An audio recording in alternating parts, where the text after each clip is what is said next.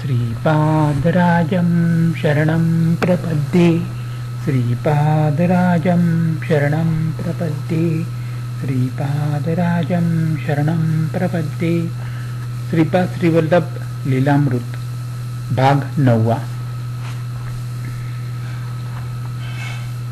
रमणी आणि नरसिंह नायडू यांचा विवाह श्रीपाद प्रभूंनी स्वतः लावला.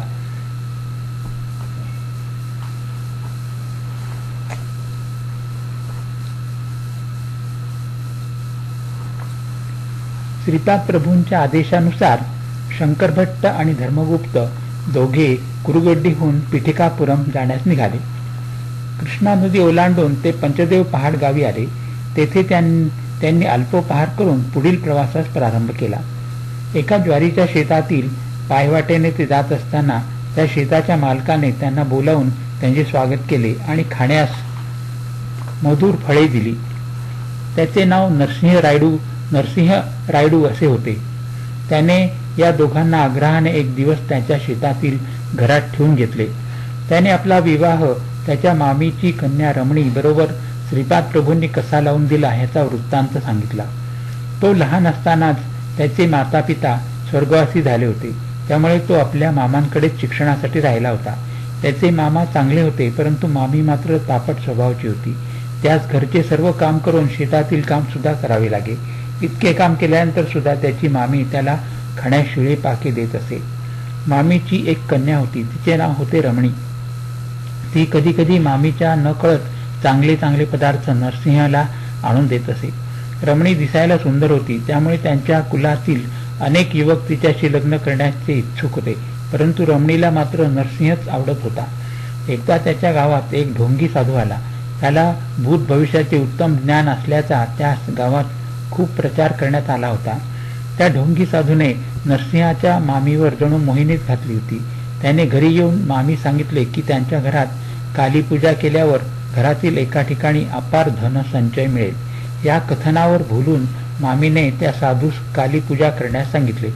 त्याने रमणी अत्यंत भक्तिभावाने पूजा करीत असलेली श्रीकृष्णाची मूर्ती फेकून देण्यास सांगितली. मामीने तसेच केले. बिचारी रमणी तळमळत राहिली.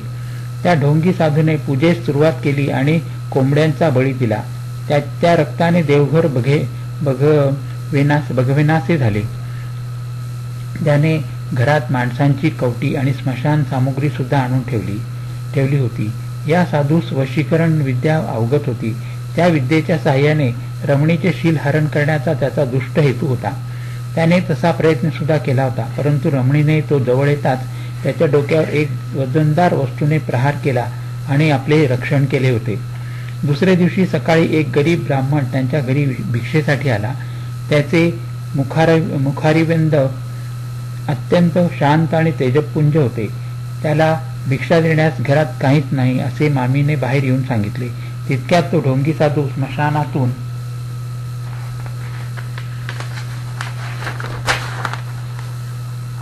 मनुष्याचे कपाल घेऊन आला. त्याचवेळी त्यांना घरात एक दिव्य प्रकाश दिसला आणि भिक्षेस आलेला तो ब्राह्मण अदृश्य झाला. त्या दिव्य प्रकाशाने ढोंगी साधूच्या अंगाची भयंकर आग होऊ लागली.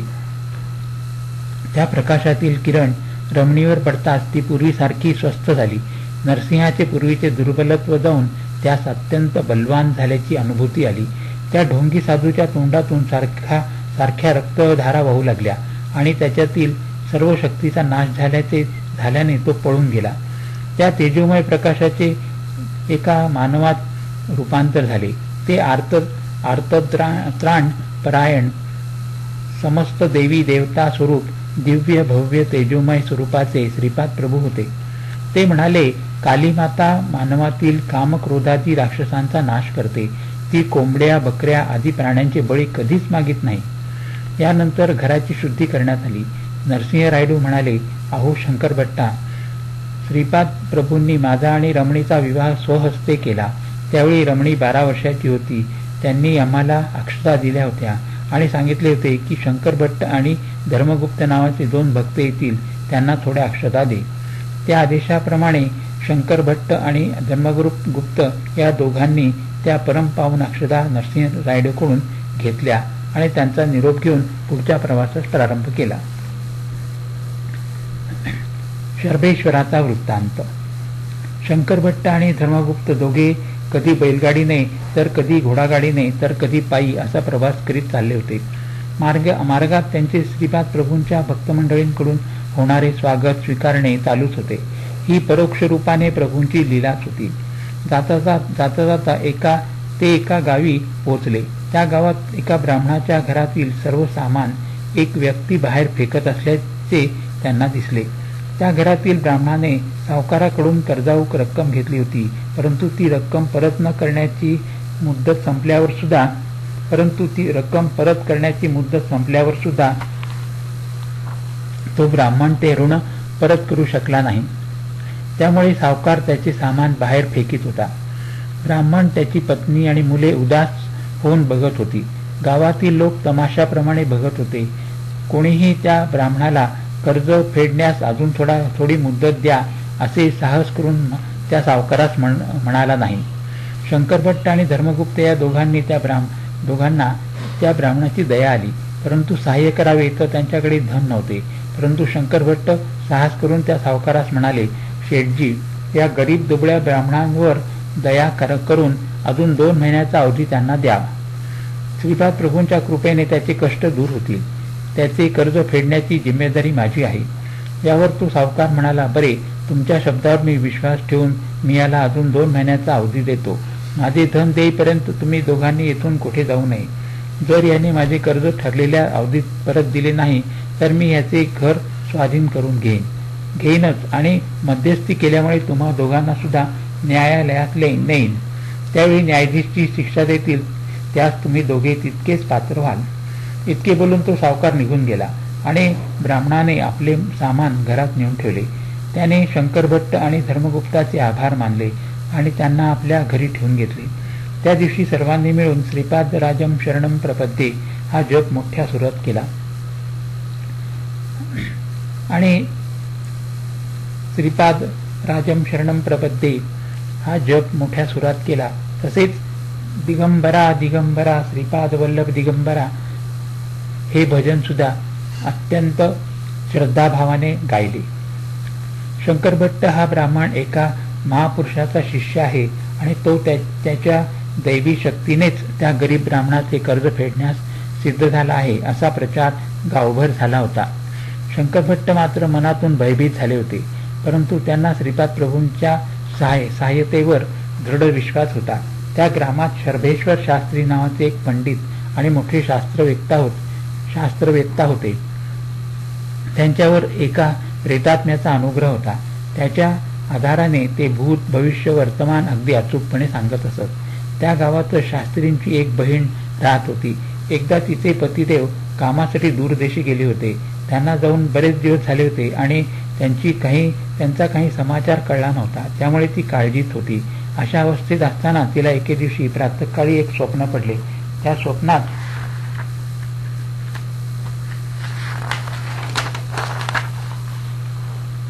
तिला आपल्या पतीचे निधन झाल्याचे दिसले. या स्वप्नामुळे ती अत्यंत घाबरून गेली आणि तिने याबद्दल आपला भाऊ शरभेश्वर यास विचारले.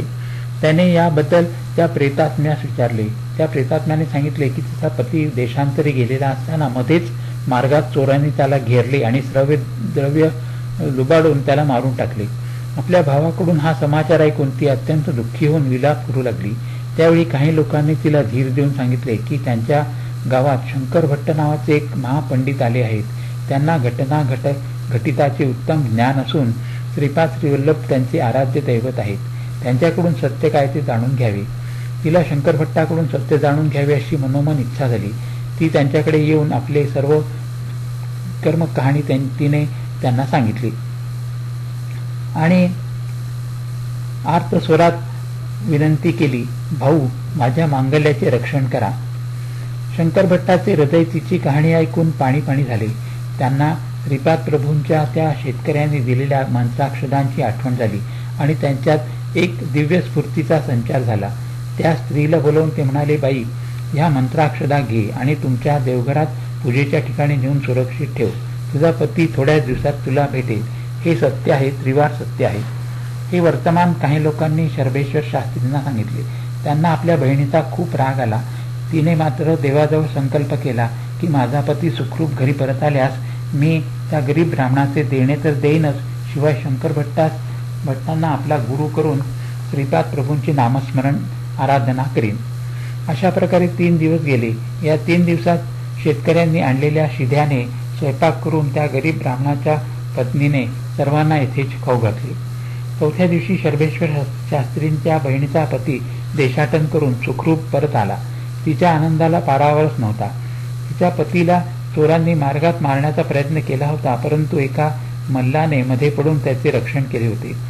त्या मंत्राक्षरामुळे आज तिचे सौभाग्य टिकले होते असा तिचा दृढ विश्वास झाला होता. खरोखरी श्रीपाद प्रभूंचा महिमा आगाध आहे, अमोघ आहे. शंकर भट्टाचे ज्योतिष्य श्रीपाद प्रभूंच्या कृपेने खरे झाल्यामुळे त्या गरीब ब्राह्मणाचे ऋण शर्भेश्वर शास्त्रींनी बहिणीच्या संकल्पानुसार फेडले आणि ही सर्व श्रीपाद प्रभूंचीच अगम्य लीला आहे. श्रीपादराजम शरणम प्रपद्ये येथे अध्याय 32 संपन्न झाला. अध्याय 33. पुराण सांगणाऱ्या पंडिताची कथा. पिठिकापुरम गावात एक पुराण सांगणारा पंडित आला होता. कुक्कटेश्वराच्या मंदिराच्या बाहेरील प्रांगणात प्रवचनाची व्यवस्था करण्यात आली होती. प्रवचनास सर्व जातीचे लोक येत असत. पुराणिकाच्या भोजनाची सोय बापनाचार्यलू यांचे घरी केली होती. पुराण कथन करण्यापूर्वी तो पुराणिक लक्ष्मी गवळणीने आणलेले दूध घेत असे. श्रीपाद प्रभू सर्व हृदयांतरगामी असल्याने त्यांना या पंडिताबद्दल सर्व काही ज्ञात होते. हा पंडित एक महान योगी सुद्धा होता. तो आपल्या योगशक्तीने त्याच्या आत्म्याने धारण केलेली पूर्वीची रूपे ओळखू शकत होता. त्या रूपातील चैतन्य तो आकर्षित करून घेत असे. दूध देणाऱ्या लक्ष्मीस तो योगदृष्टीने पाहत असे. लक्ष्मीच्या पतीच्या रूपात सुद्धा त्याला स्वतःचा आत्मा दिसत असे. लक्ष्मीचा पती मृत्यूनंतर एका ब्राह्मण जमीनदाराच्या घरी बालरूपात त्याचा जन्म झाला होता. त्या पंडिताने योगशक्तीने आपले शक्तिरूप कसे आहे ते पाहिले. त्याचे मूळ रूप स्त्री समान लक्ष्मीशी निगडीत होते हे त्यास कळले. त्याचे स्वरूप स्त्री तत्वाच्या लक्ष्मीशी विलीन होऊन राहिलेले त्याने पाहिले. थोड्याच दिवसात आपले कर्मशेष पूर्ण होणार असल्याचे त्यास जाणवले. पिठिकापुरम मधील कर्म ऋणानुबंध पूर्ण करण्यासाठी त्याने पुराणिकाचा जन्म घेतला होता. लक्ष्मीच्या पतीचे चैतन्य मूळ तत्व पुराण पंडितात विलीन झाले होते. हा विषय सर्वज्ञानी श्रीपाद प्रभूंना माहीत होता. ते त्या पुराण पंडिताला म्हणाले, अरे पंडिता, ही लक्ष्मी निरागस आहे. ती काही दिवसातच आपली जीवनयात्रा संपवणार आहे. तू ज्ञानरूप ब्राह्मण होशील किंवा अज्ञानरूप गवळी होशील. त्या तुझ्या रूपात लक्ष्मी तुला तुझ्या कष्ट सुखात साथ देईल. तिच्या प्रेमाने तिचे आपल्या पतीचे चैतन्य स्वतःकडे आकर्षिले आहे. ही गवळणीच्या रूपात असलेली ब्राह्मण स्त्री आहे. तू ब्राह्मण रूपातील गवळी आहेस. तुमचे कर्मसंबंध मला उत्तम रीतीने माहीत आहेत. भविष्यकाळात ब्राह्मणी स्वरूपात येणाऱ्या या लक्ष्मीला पद्मावती स्वरूप देवी मानून मी तिला सुवर्ण टिळक लावून आशीर्वाद देईन. तिला मांगल्य प्रदान करून हिरण्य लोकात सुरक्षित ठेवीन. पुढील जन्मात तुम्ही आदर्श दंपती व्हाल आणि माझे भक्त होऊन उद्धरून जाल. एवढे बोलून श्रीपाद प्रभू थांबले. त्यांच्या लीला अद्भुत आणि अगम्य असतात हेच खरे. श्रीपादराजम शरणम प्रपद्ये येथे अध्याय 33 संपन्न झाला. अध्याय 34. नागेंद्र शास्त्रींना श्रीपाद प्रभूंच्या पादुकांची प्राप्ती.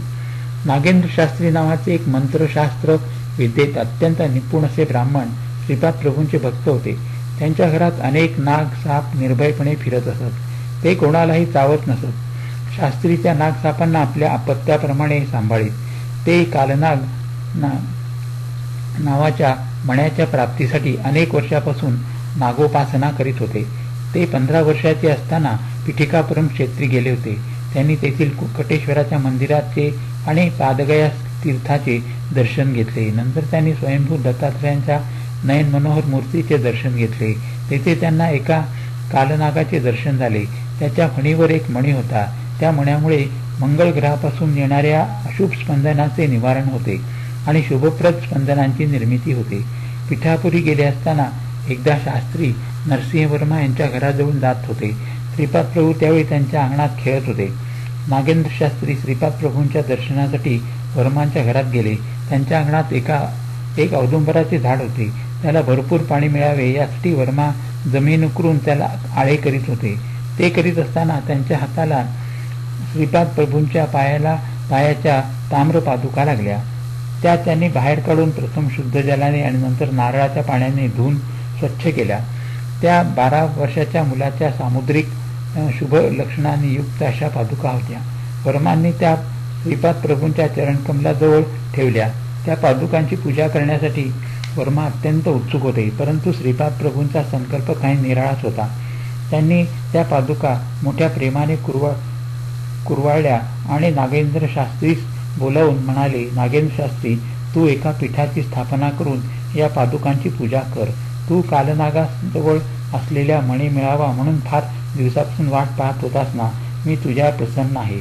कालनाग ज्या दिव्य पद्म पादुकांची आराधना करतात त्यांच्या दिव्य मनाने ज्या स्वामींची पूजा करतात ते महास्वामी मीच आहे. या दिव्य पादुका माझ्याच आहेत. त्यांचीच तू नित्यनेमाने पूजा अर्चा करीत जा. आधी व्याधींनी पीडित जन तुझ्याकडे येतील, त्यांना तू या पादुकांचे तीर्थ दे. ते प्राशन करताच त्यांचे त्या व्याधीतून सुटका होऊन ते त्वरित स्वस्थ होतील. श्रीपाद प्रभू पुढे म्हणाले, अहो नागेंद्र शास्त्री, माझ्या या वचनांचे तुम्ही पालन करा आणि नागशास्त्र विद्येचा उपयोग केवळ लोककल्याणासाठी करा. कालांतराने शंकरभट्ट आणि धर्मगुप्त हे दोघे तुझ्याजवळ येतील आणि या दिव्य पादुकांमुळे तुला हवा असलेला दिव्य मणी नक्की प्राप्त होईल. तोपर्यंत तू माझ्या या दिव्य पादुकांची आराधना कर, नित्य नियमाने कर. एवढे बोलून श्रीपाद प्रभू थांबले. नागेंद्र शास्त्रींनी प्रभूंना साष्टांग दंडवत घातला आणि अति आनंदाने त्यांचा निरोप घेतला. श्रीपाद प्रभूंच्या पादुकांचा वृत्तांत. शंकरभट्ट आणि धर्मगुप्त या दोघांनी श्रीपाद प्रभूंच्या आदेशानुसार त्यांच्या जवळील तो कालनागमणी नागेंद्र शास्त्रींना दिला आणि त्यांच्याकडून त्या दिव्य पादुका घेतल्या. नंतर ते दोघे अनेक प्रकारच्या वाहनात प्रवास करून त्रिपुरांतक क्षेत्री येऊन पोचले. त्यांच्याजवळ श्रीपाद प्रभूंच्या दिव्य पादुका असल्याने त्यांना प्रवास करीत असताना श्रीपाद प्रभूंचे चरण सुद्धा त्यांच्याबरोबर चालत असल्याचा भास होत होता. ते बोलत असताना श्रीपाद प्रभूच त्यांच्या मुखाने बोलत असल्याचे त्यांना जाणवे. ते भोजन करीत असताना श्रीपाद प्रभूच त्यांच्या मुखद्वारे भोजन करीत असल्याचा अनुभव त्यांना येत होता. त्या उभयतांच्या संपूर्ण शरीरात श्रीपाद प्रभूंचे चैतन्य भरून आहे याचा प्रत्यक्ष अनुभव श्री प्रभूंचा स्पर्श नसतानाही अनुभवास त्यांना येत होता. अशा प्रकारेची लीला शंकरभट्टांनी पूर्वी कधीच पाहिली नव्हती अथवा ऐकली नव्हती. त्रिपुरांतकेश्वराच्या मंदिराच्या अर्चक स्वामींचे नाव भास्कर शास्त्री असे होते. त्यांनी शंकरभट्ट आणि धर्मगुप्त यांना मोठ्या आग्रहाने त्यांच्या घरी ठेवून घेतले. त्या पादुका भास्कर शास्त्रींच्या देव मंदिरात ठेवल्या. त्यावेळी काय आश्चर्य घडले. त्या दिव्य पादुकांमधून श्रीपाद प्रभू अत्यंत मधुर अशा आवाजात म्हणाले, बाळांनो, तुम्ही केवढे धन्य आहात.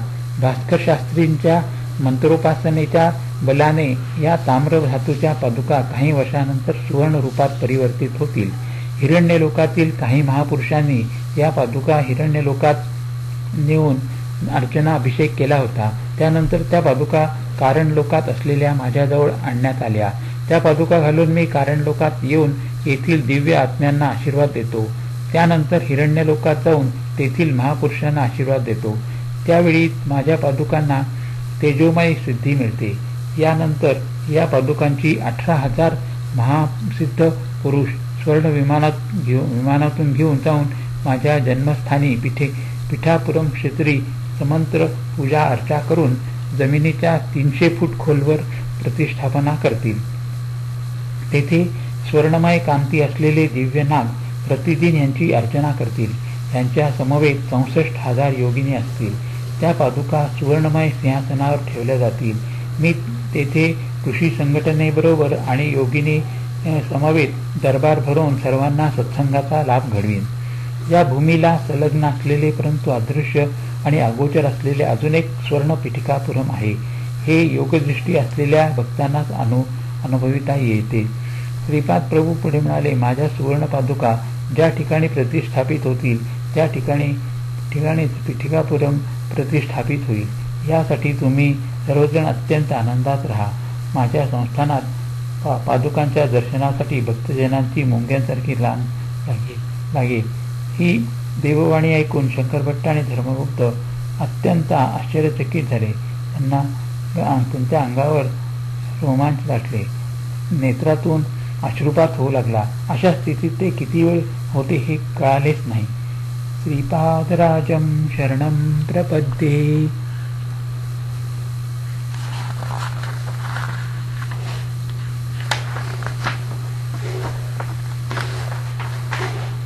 येथे अध्याय 34 संपन्न झाला. हरिओम तत्सत. हरिओम तत्सत. हरिओम तत्सत.